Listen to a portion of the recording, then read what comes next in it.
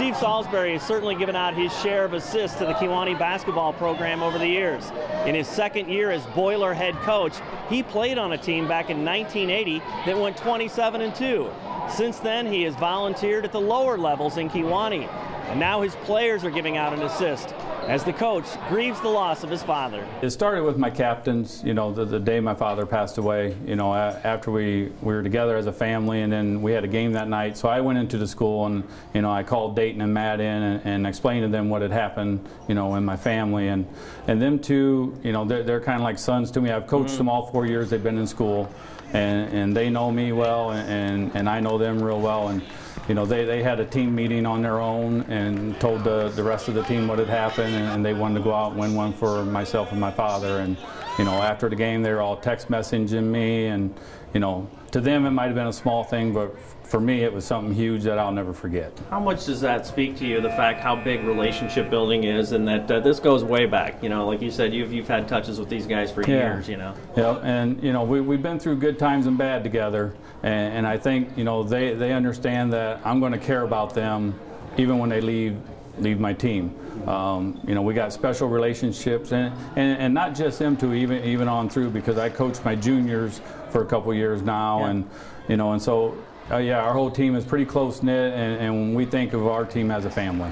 Talk about to be sensitive to others like that too, and as you've become the head coach, is that, in the last 2 years, has that kind of become something you're even more aware of, to really look into the eyes of young guys and say, you know, I get it, you know? Well, yeah, and I think that's part of being the head coach, you know, to help these kids understand that, you know, basketball is fun, but, you know, there's other things out there in life that are more important. And, you know, some of the guys, that was the first time they've been to calling hours, and, you know, when they came through, and, you know, I was so proud as their coach, because I have 5 brothers and sisters, and when they seen my kids come through and how they responded to me, you know, they were overwhelmed, and I was so proud that, you know, they were like my other kids.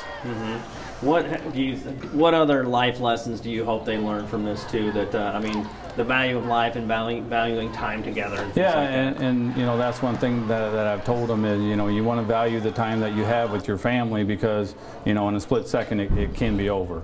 And you know, so I'm hoping they get that message, and you know, and just enjoy the time that they have with their family. The players themselves know the best way to keep serving their coach. Keep doing what they've been doing. Best effort and best decision making on and off the court. Me and Matt Gusson, we knew that when he came in to talk to us, he really wasn't himself, and we kind of talked amongst us, and we knew we had to do something special for him, because he's our role model. We really look up to him, and I love him to death, and I'll do anything for him. Talk about too, you know, how it's speaking to a bunch of young guys too, that, you know, that life, death, whatever it is, kind of fits into so many different areas, that maybe this is great therapy for him, that you guys are able to be a great distraction to from things he might be thinking about with his dad and everything. Well,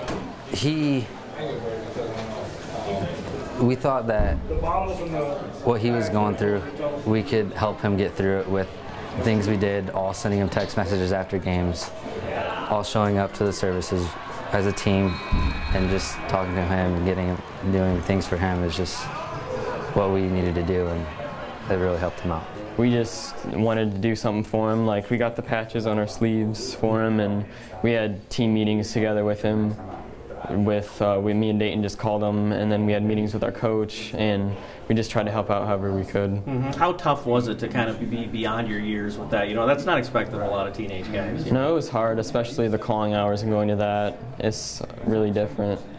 You just gotta go with your team, and you gotta be a leader and let everyone else follow. Sometimes situations like this, the best thing to say is nothing too, but you guys had plenty of being there. Did you find that to be true? Just your presence and walking in as a team, that kind of stuff was cool? Yeah, our coach always praises the little things, and if we did the little things right, like win all the games when he was gone that we should have won, and when he got back, I knew that he would appreciate that a lot. And what can you do now? You know, it's just like, I mean, the funeral's over, things like that, but basketball goes on, his relationships with you go on. What's a great way to honor him and to keep him motivated and, you know, maybe distracted in a lot of ways too, in good, healthy ways? Just keep winning games. He won't think about it if we just keep winning. Is that something too? I mean, the way you play too. How important is that to you guys too? Character? Yeah, we have a hustle chart, and he praises that a lot. So he wants to win that every single night. And he said if we win the hustle chart, then we'll usually win the games. We're more of sons to Coach, is what we look at as. He comes to practice excited every day. We're excited to see him every day. We're always happy together. It's just fun being on the basketball team as him as being head coach. I've always been proud of them because they play so hard for me and their practices, and they're all really good kids. But to see the way that they've got behind me and my family, it just makes me even more proud of them. Mm-hmm. What's the message as you guys move forward now too? It's just like, I mean, the funeral's over and things like that too, but you're still grieving. And how much of a healthy thing is it that you've got this really great distraction too?